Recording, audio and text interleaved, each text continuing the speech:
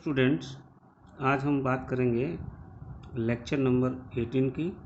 और इस लेक्चर के अंदर जो हम टॉपिक कवर कर रहे हैं वो बताना चाहते हैं कि आपको सब्ट्रैक्शन करना होगा ना।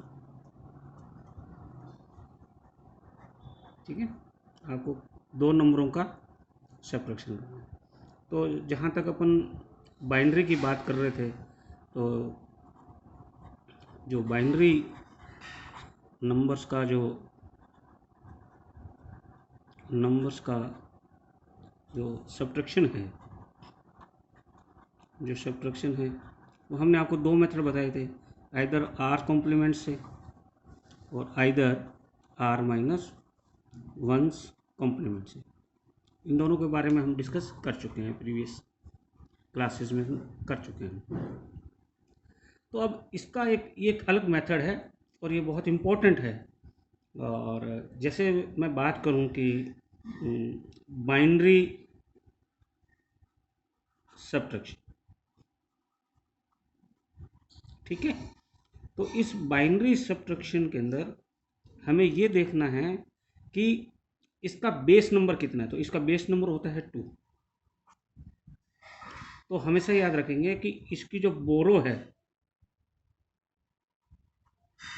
वो हमें 2 कंसीडर करनी पड़ेगी।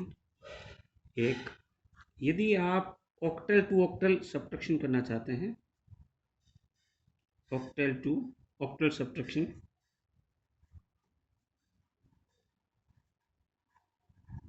तो ऑक्टल सब्ट्रैक्शन में इसका जो बेस नंबर होता है वो तो होता है 8। तो इसकी जो बोरो होगी वो हमें 8 कंसीडर करनी पड़ेगी। और यदि हम हेक्साडेसिमल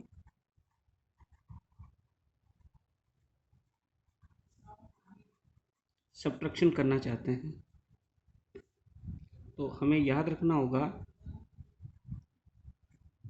इसका जो बेस नंबर है वो है 16। तो इसकी बोरो भी जो है वो हमें 16 लेनी पड़ेगी। एक इस बात को थोड़ा सा ध्यान रखें, फिर आप एग्जांपल के रूप में समझते हैं कि हम कैसे कैसे करेंगे। सपोज कीजिए बाइनरी सब्ट्रैक्शन कराना चाहते हैं, बाइनरी सब्ट्रैक्शन करना चाहते हैं। फॉर एग्जांपल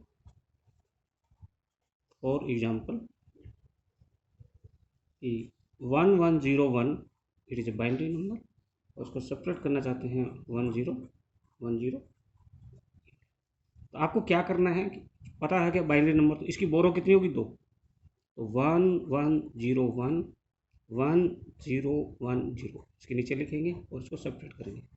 कैसे, देखो 1 माइनस 0 1 ही होता है, लेकिन 0 में से 1 नहीं जाएगा। तो हमें क्या करना है, ये तो हो गया आपका 0 और यहाँ से बोरो चलेगी 2। अब इस 2 में से 1 गया, कितना बन गया 1, और 0 में से 0 गया 0, 1 में से 1 गया 0। ये आपका डायरेक्ट आंसर आ गया। पहला एग्जांपल सब्ट्रैक्शन इसका बाइनरी कर लिया, और कैसे भी कर लेना आपको यही आएगा। तरीका आपको यही नोट करना है। सेकंड, हम बात करना चाहें सब्ट्रैक्शन की, और हम बात कर रहे हैं ऑक्टल नंबर की। हम बात कर रहे हैं ऑक्टल नंबर की। तो ऑक्टल सब्ट्रैक्शन बहुत इंपॉर्टेंट है। याद क्या रखना है हमें, इसकी बोरो कितनी आएगी 8 आएगी, क्योंकि इसका बेस नंबर 8 है। ये याद रखना। एग्जांपल लेते हैं। For example 725 that is octal minus 374 that is octal. और देख लेंगे कि ये हर डिजिट जो है वो इस 8 से कम होनी चाहिए, तभी ऑक्टल होगा, अदरवाइज तो होगा नहीं। इसको करने के लिए देखिए 725 लिखेंगे, इसके नीचे इक्वल टर्म लिखेंगे 374, इसको माइनस करेंगे। कैसे करेंगे, देखो 5 में से 4 गया 1, लेकिन 2 में से 7 नहीं जाता। तो हम क्या करेंगे, यहाँ से बोरो लेंगे, ये तो हो गया 6, और यहाँ बोरो क्या लेंगे 8। क्या लेंगे 8। अब 8 और 2 कितना हो गया 10, इस 10 में से 7 गया, आंसर आ गया 3। इस 6 में से 3 गया, ये आ गया 3। ये आपके पास डायरेक्ट आंसर आ गया है, दैट इज के ऑक्टल 2 किस तरह से करते हैं ऑक्टल। इसी तरह से आप बात करें कि हेक्साडेसिमल की, एक हल्का सा ये भी आपको क्लियर कर देते हैं। हेक्साडेसिमल सब्ट्रैक्शन है ना, एक ये भी रह गया है।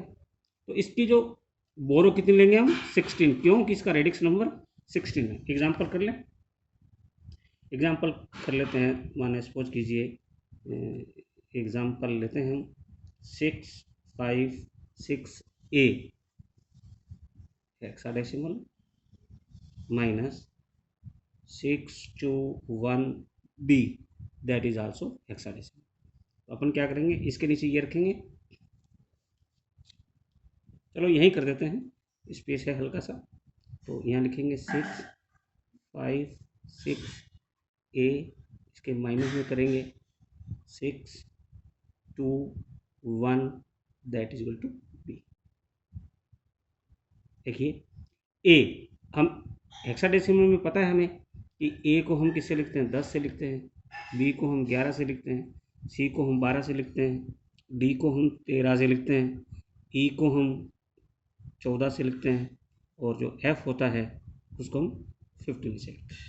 ए माइनस बी, इसका मतलब 10 में से 11, 10 में से 11 नहीं घट सकते, नहीं घट सकते, तो आपको यहाँ से बोरो लेनी पड़ेगी।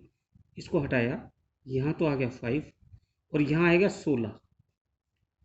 अब 16 और 10, एक को 10 कहते हैं, 16 10 26, इस 26 में से 11 गए, 26 में से 11 गए, कितने बचते हैं 26 में से 11 गए 15। 15 का मतलब क्या होता है एफ, इसका आ गया यहाँ पर एफ। अब ये 5 रह गया, 5 में से 1 गया, ये 4 आ गया, 5 में से 2 गया, ये आ गया 3 आ गया, और 6 में से 6 गया 0 आ गया। ये आपका आंसर आ गया 16, ये आपका आंसर। बहुत अच्छा तरीका है, आप इसको कई एक्सरसाइज करना, कई न्यूमेरिकल्स और करना घर में, और यदि आपको समस्या आ रही है तो आप मुझे गूगल क्लासरूम के अंदर अपने कोई भी पुट कर देना, मैं उसको सॉल्व करूँगा। Thank you, thank you, thank you.